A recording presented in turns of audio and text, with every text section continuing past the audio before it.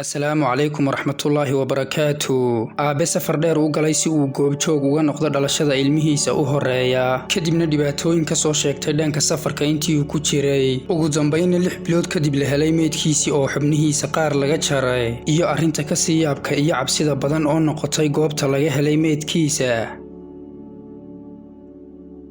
Fadlan haddaad nagu cusub tahay subscribe and like waa noo muhiim, waad mahadsan tahay. Aynu bilowna mawduuceena maanta.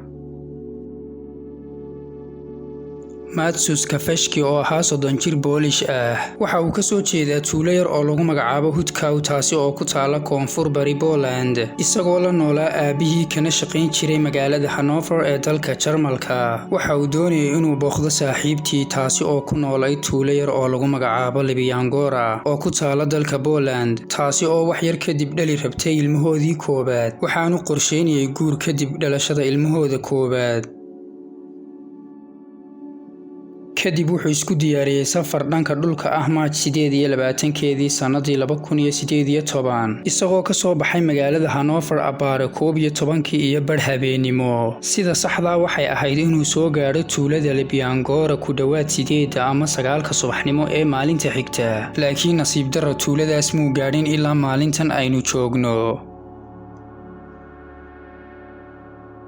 abaare 10 iyo bar subaxnimo March 29 sanadii 2018, kadib waqtigii ay ahayd inuu gaadho Matsus waxa wacay aabihii. Markana wuxuu u sheegay aabihii inay wadadu tahay mid saxmad badan, sababo la xiriira shil ka dhacay goob u dhow xadka labada dal ee Poland iyo Jarmalka. Sidoo kale wuxuu u sheegay inuu sugayay muddo dhan 2 saac si uu uga gudbo goobta. Kadib isla waqtigaasi wuxuu fariin u diray saaxiibtiis, taasi oo uu sheegay inuu la qaadan doono waqti. laakiin fariintaasi ayaa noqotay wixii ugu dambeeyay ee Matsus laga maqlo.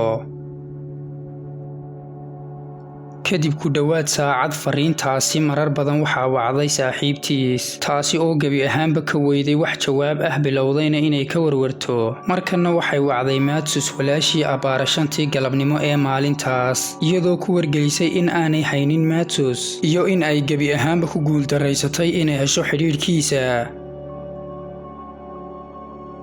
fiidnimadii maalintaas Matsus hooyadii waxay ku wargelisay waayitaanka wiilkeeda booliskii Poland, laakiin markan booliskii waxay ahaayeen kuwa aan danaynayn cabashada hooyadan, iyagoo ku andacooday inay tahay goor hore inay bilaabaan baadhitaanka, sheegayna in laga yaabo inuu keligii soo noqdo. Si kastaba ha noqotee, qoysku waxay ku wargeliyeen maqnaanshaha wiilkooda booliska Poland iyo kan Jarmalkaba. keliya booliska Poland ayaa ahaa kuwa kiiska gacanta ku hayay, maadaama kuwa Jarmalku ay ku andacooday in goobta lagu waayay ay tahay gudaha Poland. Markana qoyskii waxay ka codsadeen booliskii Poland inay helaan goobtii ugu dambeysay ee lagu isticmaalayay telefoonkii Matsus, kaasi oo sida muuqata shaqaynayay dhowr cisho kadib waayitaankiisii. laakiin nasiib darro ciidankii Poland way awoodi waayeen inay sameeyaan sidaas, maadaama uu isticmaalayay sim card Jarmal ah, halka ciidankii Jarmalkuna ay sheegeen inaanay awoodin inay helaan, sababtoo ah waxa lagu waayay gudaha Poland. dhab ahaantii muu ahayn aabuhu mid garanayay halka uu ku sugan yahay wiilkiisu markii uu la hadlayay. markana waxaa baadhitaan bilaabay qoyskii, iyagoo gebi ahaanba aan wax caawimaad ah ka helayn booliska Jarmalka iyo kan Polandba, iyagoo ka raadinayay goobaha looga shakisan yahay ee wadadii uu soo maray. sidoo kale waxay ka dhex raadinayaan suuqyada iyo magaalooyinka ay soo martay wadadu, laakiin nasiib darro ma aysan helin wax tilmaamo ah oo muujinaya raadkiisii. September 12 kadib 6 bilood waayitaankii Matsus, qaar ka mid ah jaarkii Matsus hooyadii ayaa sheegay in ur aan fiicnayn ka soo baxayo qol weyn oo qoysku lahaayeen, kaasi oo lagu xarayn jiray qalabka beerta, iyagoo u maleynayay in xayawaan ku baktiyay. kadib mid ka mid ah dadkii ayaa isku dayay inuu eego goobtii, kadib waxa uu kala kulmay wax uu la argagaxay, kaasi oo ahaa jidhka qof gebi ahaanba waqti hore qurmay. sidoo kale madaxiisu wuu ka go'naa, waxaana ag yaalay shandada qofka dhintay, waxaana xagga sare ka soo laalaaday xadhig, kaasi oo u muuqday mid la isku deldelay. kadib booliskii ayaa lagu wargeliyey dhacdada kuwaas oo sameeyey kaliya baadhitaan qaatay 4 maalmood iyagoo ku dhawaaqay fal isdil ah oo uu Matthews noloshiisii ku soo afjaray taasi oo muujinaysay siday mas'uuliyiintu ugu fududaadeen kiiska markana waalidkii Matthews waxay ku andacoodeen in saraakiisha baadhitaanku iska indhatirayaan xaqiiqada kiiska sababtoo ah waxa jiray waxyaabo shaki weyn abuurayay kuwaas oo ka muuqday goobta meydka laga helay waxaana ka mid ahaa sharaabka nooca orange-ka ah kaasi oo Matthews hooyadii sheegtay in aanu wiilkeedu weligii cabin sharaabkan sidoo kale caagad biyo ah taasi oo gudaheeda laga buuxiyay sigaar badan oo la cabay halka ilkihiisa qaar ay ahaayeen kuwa maryihiisa ku dhegdhegsan taasi oo muujinaysay in laga saaray sidoo kale 3 tigidh oo ah nooca gaadiidka dadweynaha lagu raaco iyo moobilkiisii kadib moobilkiisii ayaa lagu ogaaday in hal mar uu wacay adeerkii iyadoo loo badinayo inay ahayd qaab kadis ah sababtoo ah wuxuu socday koolku kaliya hal ilbiriqsi arrinta kale ee shakiga weyn dhalisay ayaa ahayd in tigidhada laga helay boorsada ay taariikhdoodu ahayd isla maalintii la waayay sidoo kale ay tigidhadu yihiin kuwa laga goostay caasimadda Warsaw ee dalka Poland oo sidee ayuu ku helay tigidhadan iyagoo qoysku ahaa kuwa doonaya in waxan oo su'aal ah jawaab loo helo halka booliskuna ku adkaysanayeen warbixintoodii hore ee ahayd istilka iyagoo gabi ahaanba iska dhaga tiray baaqyada qoyska ee ahaa in la wada baadho goobta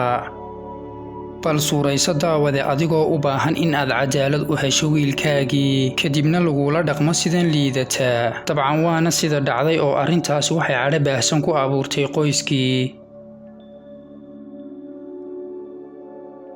markana Matthews walaashii oo baadhaysay kaligeed goobtii meydka laga helay ayaa la kulantay arrin kale oo argagax gelisay iyadoo heshay kabtii walaalkeed oo ay ku jirto qayb ka mid ah lugtiisii taasi oo ku qarsoonayd cawska gudihiisa markana waxa timid su'aal kale oo madax xanuun leh sidee qof istilaya lugtiisa u goyn kara kadibna cawska ugu dhex qarin kara uguna soo laabtaa goobtii uu ku dhintay iyo maxay tahay sababta boolisku iskaga indhatireen in qaybo ka mid ah jirkiisii aan lahaynba ugu dambayn sanadii 2019 waxa si kama dambays ah loo xidhay kiiskii iyadoo lagu soo koobay kaliya fal istil ah haddii aad u malaynayso inuu halkaas ku istaagay kiisku dabcan si fudud wada khaldan tahay markana qoyskii waxay baadhis ka codsadeen booliskii Jarmalka kuwaas oo baadhis ku bilaabay gurigii uu ka deganaa dalka Jarmalka sidoo kale waxay heleen muuqaalo ay duubeen kamaradaha CCTV-gu kuwaas oo ku xidhnaa goobo ganacsi oo u dhawaa gurigii uu deganaa Matthews markana waxa isbedelay gebi ahaanba jihadii loo waday kiiska Matthews wuxuu ahaa mid been u sheegay saaxiibtii iyo aabihii maalintaas oo maba ahayn dabcan mid u baxay dhankaas iyo Poland iyo sidoo kale mid galay jam oo gabi ahaanba ma ahayn mid waday gaadhigiisii iyagoo muuqaaladani muujiyay inuu ahaa mid ku sugan maalintaas oo dhan magaaladii uu joogay taasi oo gabi ahaanba meesha ka saartay baadhitaanadii gudaha Poland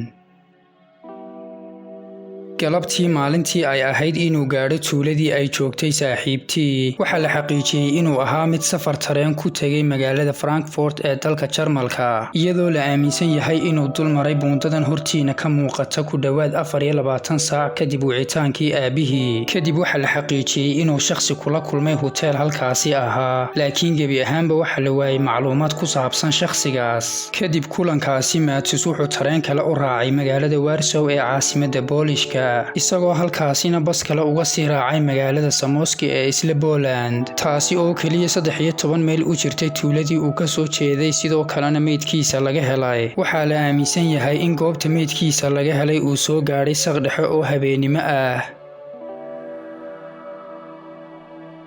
iyadoo ay jiraan aragtiyo badan oo ku soo arooray qisada Matthews haddana ma jirto cid caddayn karta qaabka dhimashada sababo la xiriira inuu goor horeba qurmay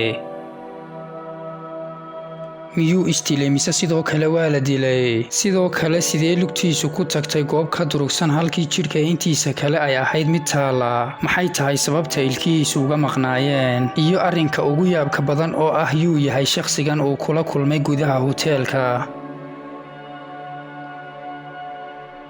halkaasi ayuu ku eegyahay muuqaalkeena maanta fadlan haddaad nagu cusub tahay ha iloobin inaad like saarto muuqaalka waad mahadsan tahay